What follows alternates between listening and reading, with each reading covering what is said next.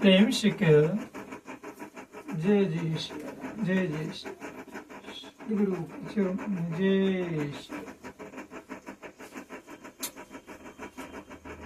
आज फिर से दर्श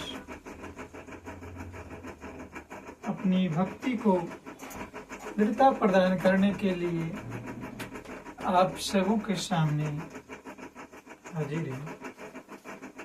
बड़े प्रेम से श्रद्धा और सामर्थ्य के अनुसार दास अपनी भक्ति में जो श्री रामचरितमानस के 9 सोपानों में बताया गया है, उनमें पहला सोपान सर्वप्रथम जो सोपान बताया गया वो जो है सत्संग को कहा गया है। यह स्पष्ट किया गया है कि भक्ति के पुस्तक का पहला जो पाठ है, पहला जो चैप्टर है, वो सर्वप्रथम सत्संग में पहुंचना है और दूसरा पाठ सत्संग में पहुंचकर वहां हो रहे मेरे प्रभु, मेरे गुरु द्वारा बताए गए मार्ग के अनुसार उनके गुणों की चर्चा करनी है, रुचि देनी। स्वामी जी कहते हैं, प्रथम भगति संतन कर संगा, दूसरी रति मम कथा प्रसंगा। प्रथम भगति कर संगा, दूसरी रति मम कथा प्रसंगा। यहाँ सत्संग में पहुंचना और वहां पहुंच करके उसमें रुचि लेना, दोनों को इसलिए अलग अलग किया गया है कि पहुंचना तो केवल तन से होता है, और रुचि लेना मन का कार्य। पहुंचना जो है केवल तन से होता है और रुचि लेना मन का कार्य। इसलिए स्पष्ट किया है कि सत्संग में पहुंचने से भी वहां मन लगाना अधिक महत्वपूर्ण है। देखिए, हम सत्संग में जब ज्यादा चलते हैं तो ये तन से यानी शरीर से वहां पर पहुंच जाते। परमात्मा करे, भगवान करे सबको रोग मुक्त रखे, शरीर निरोग रखे। सर्वभवन्तु सुखिनः सर्वसन्तु निरामया, सर्वभद्राणि पश्यन्तु मा कश्चित् दुःख भाग् भवेत्। और सत्संग में जो ही पहुंच, हालांकि सत्संग में जाने का विचार जो उत्पन्न होता है, सत्संग में जाने का जो मतलब ये मन ही आगाह करती है, विचार पैदा करती है, मन ही आदेश देती है तन को कि तुम चलो सत्संग में, तो तन से वहां पर पहुंच जाए। और यदि पहुंचने के बाद भी वहां पर मन नहीं लगता है तो ये कोई बड़ी बात नहीं है। वशिष्ठ जी ने राम जी को समझाया था कि हे राम, तन के कार्य नहीं कहलाते। एक गुरु वशिष्ठ जी का कथन है कि तन का कार्य जो है वो कार्य नहीं कहलाते, क्योंकि वास्तव में मन से कार्य को ही कार्य कहते हैं। उदाहरण दिया, बहुत अच्छी उदाहरण दिया है संत जन।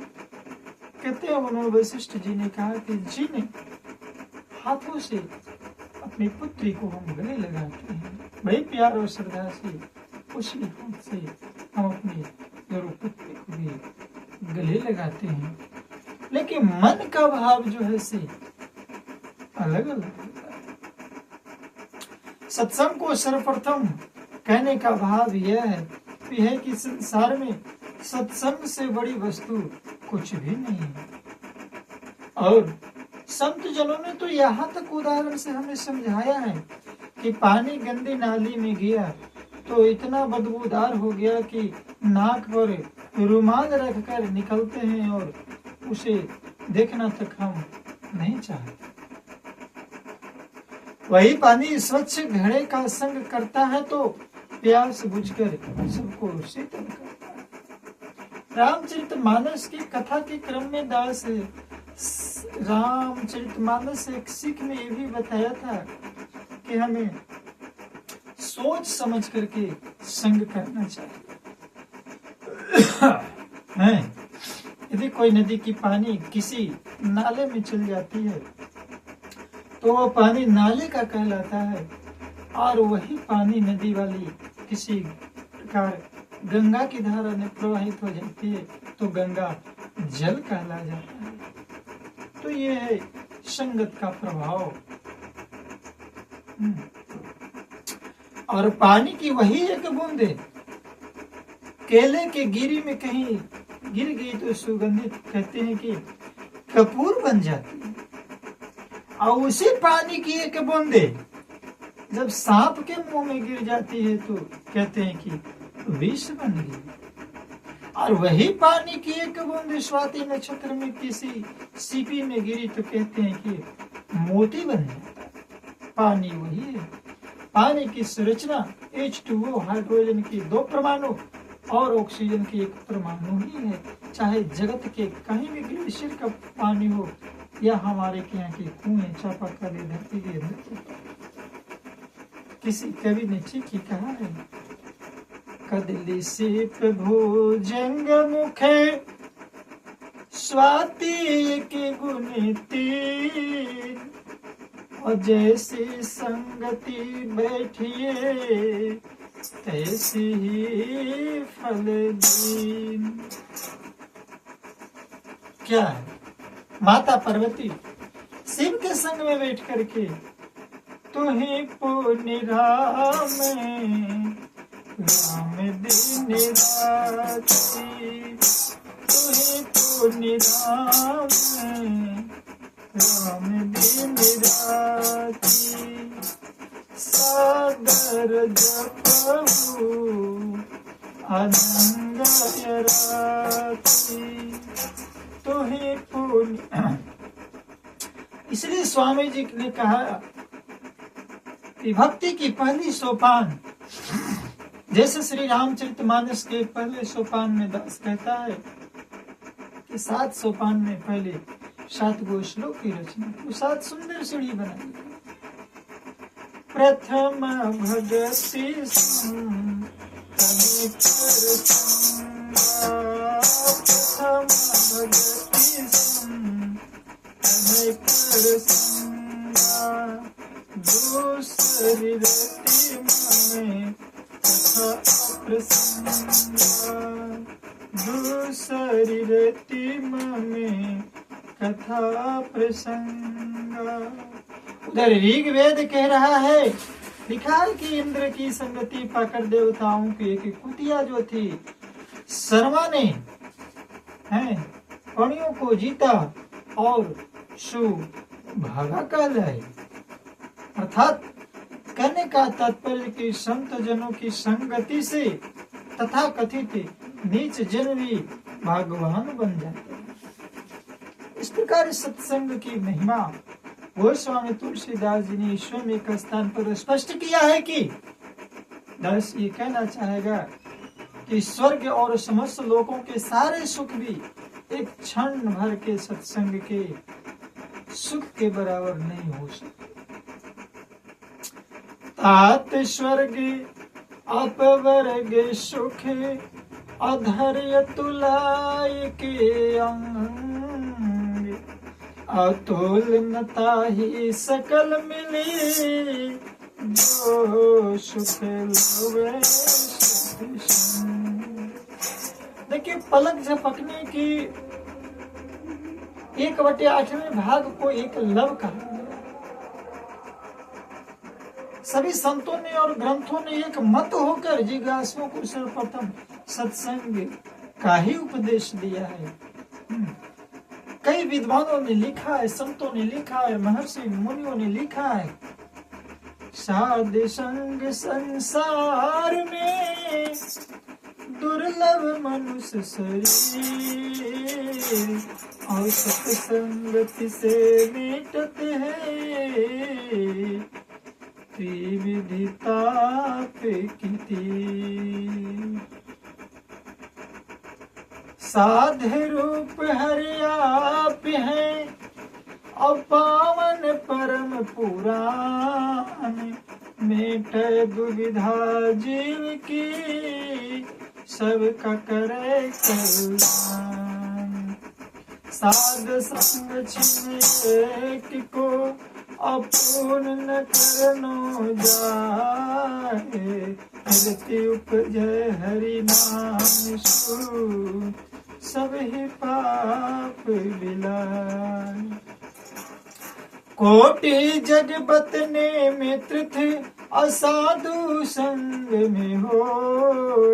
अविषय व्याधि सब मिटत है, संगति सुख मुख जो। कली केवल संसार में, और न कोई उपाय। असाध संग हरि नाम बीन, जन की तपन न जाए। साधो संग जग में बड़ी, जो कर जाने को। आधो छिन सत्य संग को, कलमठ डारे खो। अजी एक घड़ी आधी घड़ी, आधी में पुनियाद। अभी खा संगति साधु की, कटे कोटि और फिरा। सियावर रामचंद्र की। सतसंगति निज कल्पतरु, सकल कामना देते। आओ अमृत जूपी वचन कहे, तेहु पाप हर ले। सतसंगति सुख पलक जो, मुक्ति न तानो समान। ब्रह्मादि के इंद्रादि भू, निपट अल्प ये जान। जगत मोह फांसी अजर, कटे नयान उपाय। और जो नित सत्संगत करत है, सहज मुक्त हो जाए। काम धेनु अरु कल्प तरु, जो शिवते फल हो। और सत्संगत छिनेक में, प्राण पावे सो। संत समागम हरि कथा, अतुलसी दुर्लभ दो। अदारा सुत अरु लक्ष्मी, आपी के भी हो। नारायण सतसंग कर, असीख भजने की रीत। और काम क्रोध मद लोभ में, यार बल भी। असंत साझा की नहीं, कियो न हरि गुण गान। नारायण फिर कौन विधि, तू चाहते कल्याण। कबीरा संगति साधु की, हरे और की व्याधि। और संगत बुरिया साधु की, आठों पहर उपाधि। कहते हैं कि संत वाणी सत्य शास्त्रों और ग्रंथों में डंके की चोट पर एक स्वर में कहा गया है कि सत्संग के बिना जिज्ञासु की गाड़ी आगे नहीं बढ़ सकती। क्योंकि संसार सागर से पार उतरने के लिए सत्संग ही नाम है। शंकराचार्य जी भी कहते हैं, क्षण में है सजन संगति रेखा, और भवती भवारणे तरणे नौका। सत्संग से चलकर ही जिज्ञासु गुरु कृपा से मुक्ति तक पहुंचता है, क्योंकि सत्य संग से माया का असंग होता है और असंग यानी निसंग से मोह नाश होता है और मोह नाश से ज्ञान में दृढ़ता और ज्ञान में दृढ़ता ही जीवन क्या है, मुक्ति है। सत्संगत्वे निसंगत्वम निसंगत्वे निर्महत्वम निर्मोहत्वे निश्चिति त्वयं निश्चय नित्य और जीवन मुक्तिम। अर्थात कहने का तात्पर्य है कि सत्संग माया का लगाव नहीं रहता, इससे मोह नष्ट होता है। मोह नष्ट होने से निरंकार ब्रह्म में मन दृढ़ता से लगता है, ये जीवन मुक्ति है। इस प्रकार सत्संग से जिज्ञासु आगे बढ़ता है, सद्गुरु तक पहुंचता है, जिससे आगे का मार्ग मिलता है, जो जीवन मुक्ति की अवस्था तक पहुंचा देता है। सत्य संगत्वे निसंगत्वम निसंगत्वे निर्मोहत्यम निर्मोहत्ये निश्चली त्वम निश्चली त्वे जीवन मुक्ति की। ये जो पंक्ति है ना, ये बहुत बहुत विशाल हृदय को धारण करता है। इसलिए दास अरदास करता है कि हम पहली पाठशाला में जीवन मुक्ति, अरे कमाना खाना तो सबका लगा हुआ है, लेकिन असली उद्देश्य को भी हम प्राप्त करें, दास प्रार्थना करते हैं। बस बने रहें इन्हीं बातों से दास अपनी वाणी को विराम देता है।